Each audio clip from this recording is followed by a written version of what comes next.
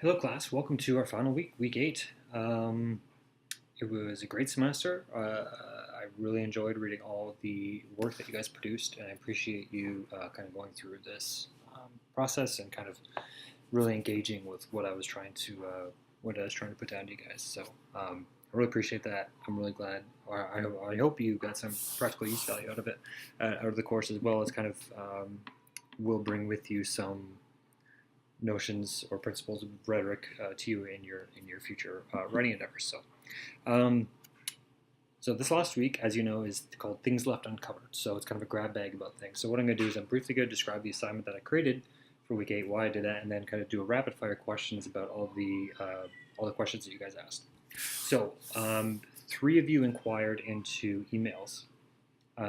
So I created an assignment about emails, specifically what tone to approach with emails. So formal, informal, conversational, kind of all these different tones um, of emails, because it's really difficult to think about how formal or informal you need to be, because there's kind of really no one right way to do an email, right? It really depends on who your audience is and what is your professional relationship with the person to whom you're emailing. So it does vary quite a bit, so I created an assignment to help you think through that. So, um, there's also kind of generational things with emails, right? So if you remember a time when you would write pen to paper letters or pencil to paper letters, if you had a pen pal, I remember having a pen pal in elementary school, and you would actually write letters with appropriate greetings, with signatures at the end, with everything else.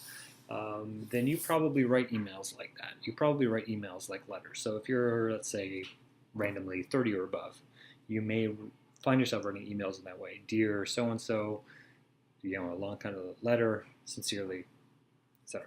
If you're of a younger generation, you might have been taught emails as a kind of a quick mode of communication, and you might treat them closer to a text message than a typical pen to paper. And this generally holds true in my experience in working with kind of traditional undergraduates and then people in their 30s, 40s, and 50s, is they're kind of envisioning email differently depending on your generation, depending on your experiences. So a lot of professors I know get offended when students anywhere from 18 to 25 send an email without any greeting, just say, hey, when is this due?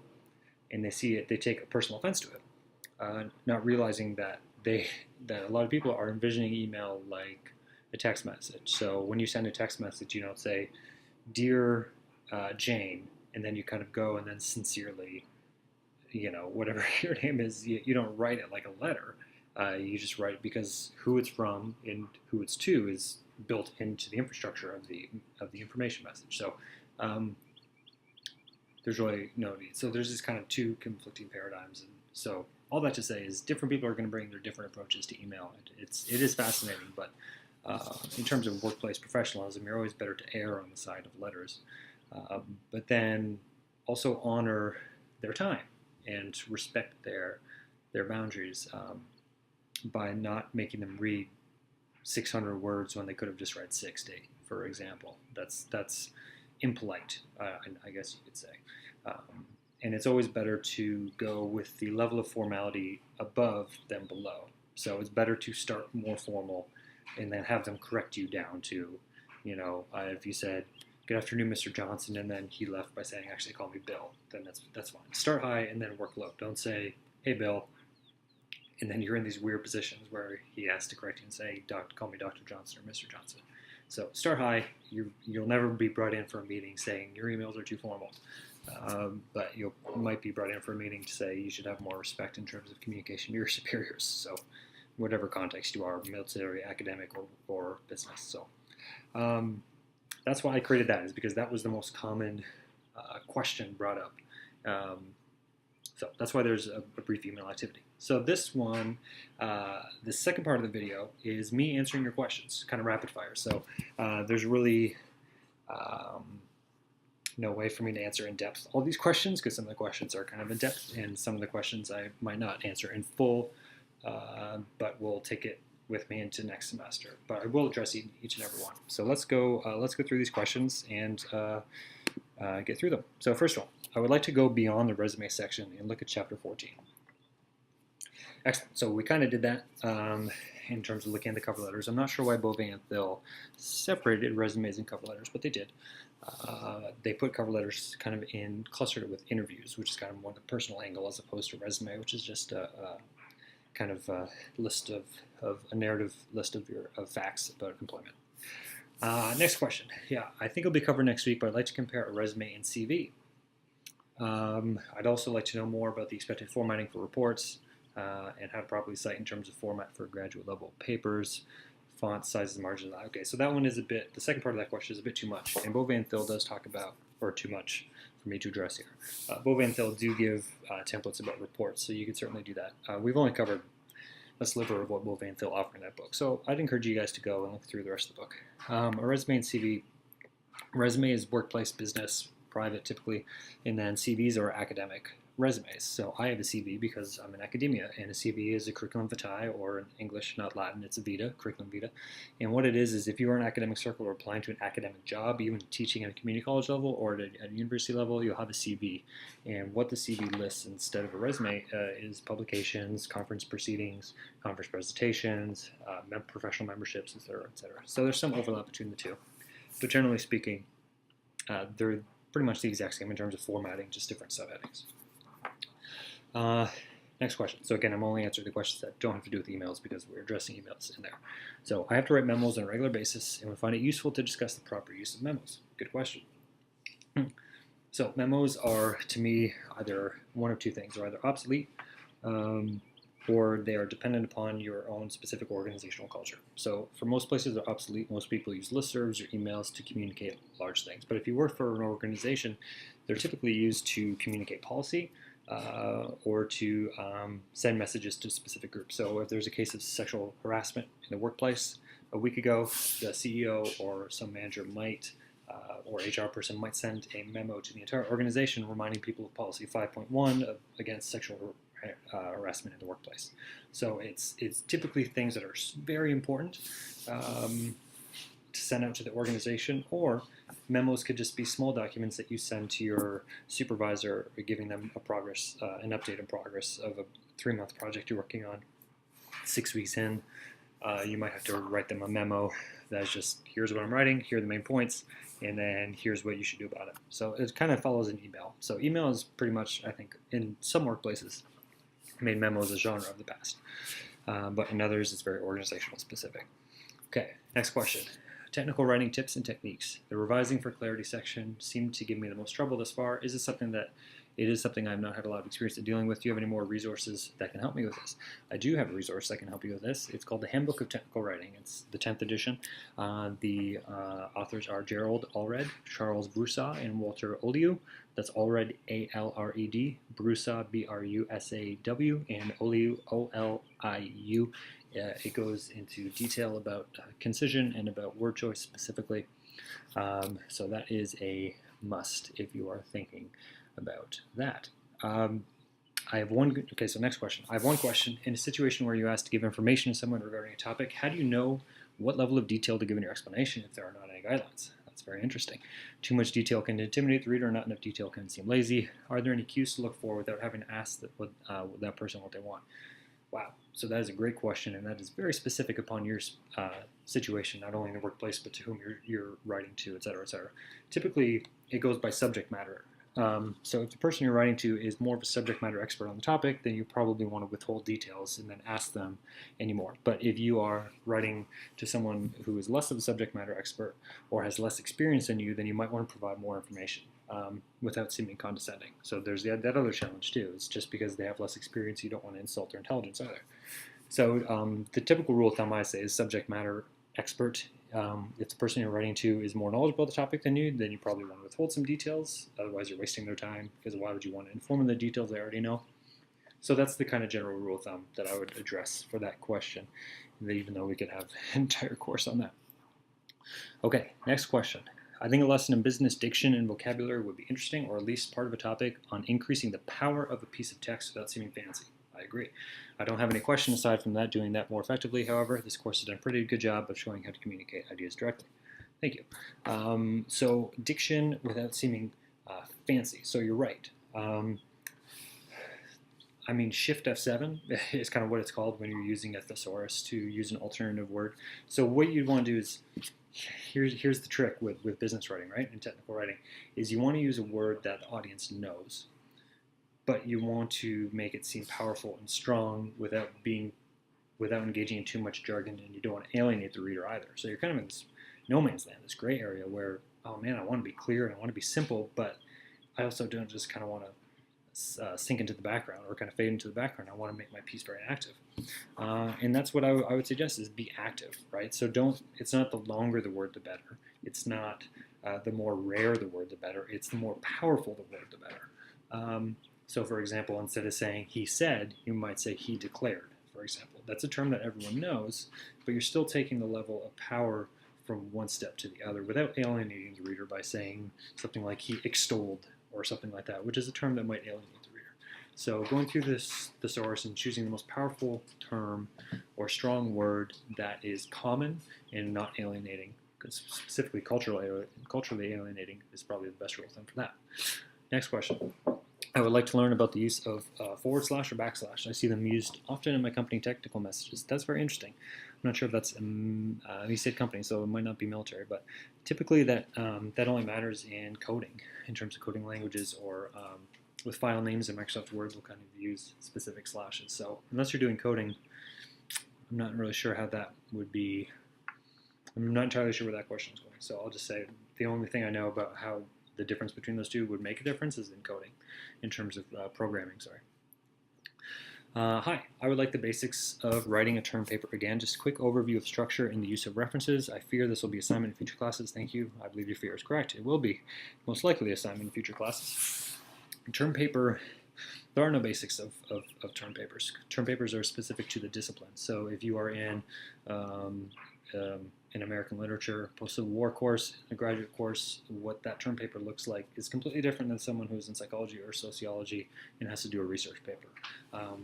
The various differences are the formatting, the MLA versus APA, also the nature of the lit review, what's to be included in the lit review, how that evidence is integrated, the thesis that you're making. In a literary thesis, you have to build a literary argument and support it with evidence of textual interpretation. In psychology, you are accumulating studies, providing a gap, and then showing how your research can provide that gap.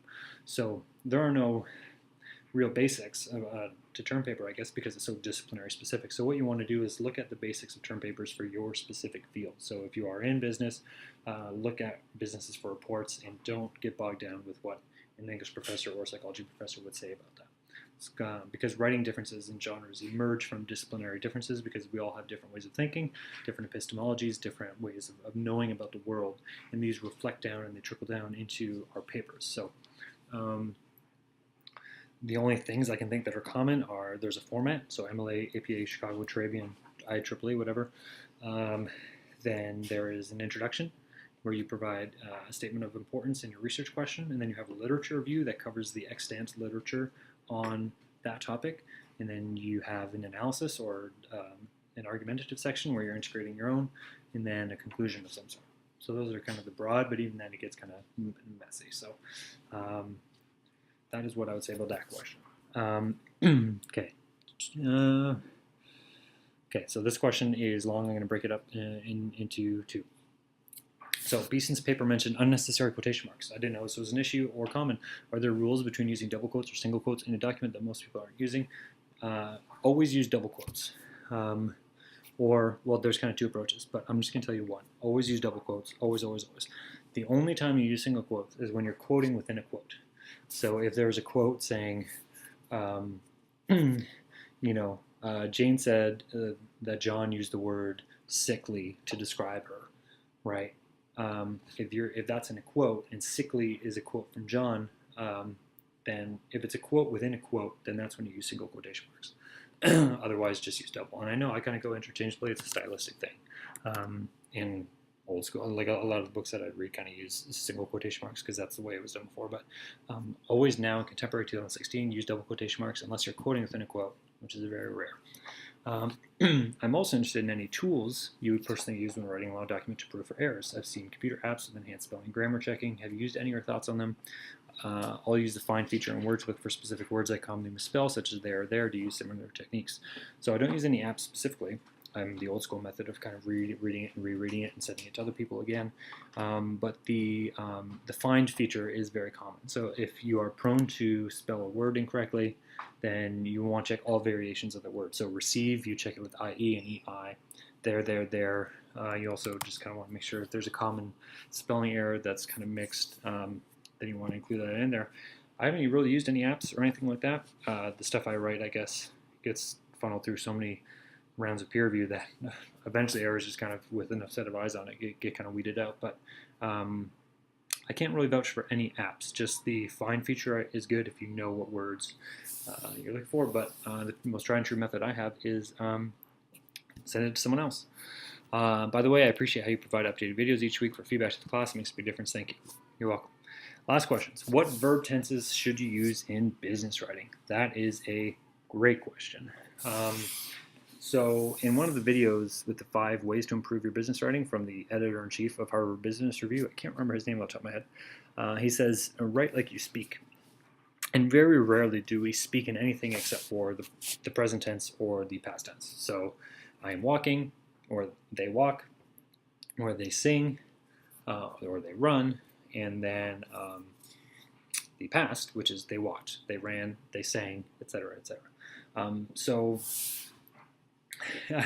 you'll get, this is again very disciplinary specific too. So in English, we like to use present tense. So even if we're quoting someone who wrote, even Plato, let's say 2,000 years ago, 2,400 years ago, when we quote him in a piece of scholarship, we would say Plato writes, right? And then as if you were right there, right? Because technically everything is past tense. Even something that was published 2 seconds ago is technically past tense. So you have a choice. It's not about how old something is. It's about what voice you want. And typically in business writing, you want to be strong, you want to be powerful, you want to be clear. And usually the way you do that is by staying in present tense. Because once you get to past perfect, simple past, future perfect, all these variations of it. And you can go on, just type tenses, verb tenses in English, and they'll kind of go through it. The more complicated you get, then that's a problem. So the general kind of rule is to stay in present as much as you can. And then the second rule is whatever you choose, stick with it. So don't go in and out of present and past tense all the time. So don't have a paper where you say, as Smith writes, and then the next paragraph you say, John Dewey wrote 100 years ago. Choose one and stick with it. That's kind of the general rule of thumb. And then whether you choose simple or past will be dependent upon your discipline. But generally, in workplace, you want to stay as active as possible. And when you say Plato writes, or Dewey writes, or Smith writes, you're bringing them actively to the conversation, which is more engaging for the reader. So while there is no hard and fast rules in anything, I guess, when it comes to writing, that is the kind of general rule of thumb that I think works well, and that I think most people in business writing also think works well. So that's it. That's it for questions. Hopefully I answered all of yours adequately. If you have any more questions or follow up, or if you were unsatisfied with the way I was answering your questions, or would like to know more about how I answered your question, or more resources, certainly send me an email in whatever format you want, as a text message or as a letter, I suppose. So I look forward to reading your email activity. I will have feedback to the rest of your stuff. Obviously, the end of April. It's crazy for you guys. It's crazy for me too, because I have to get feedback to all my students, and then I have deadlines myself. So I'll ask that you be patient with me. Week 8 is also asking you to fill out 2 surveys. One is informal, just for me.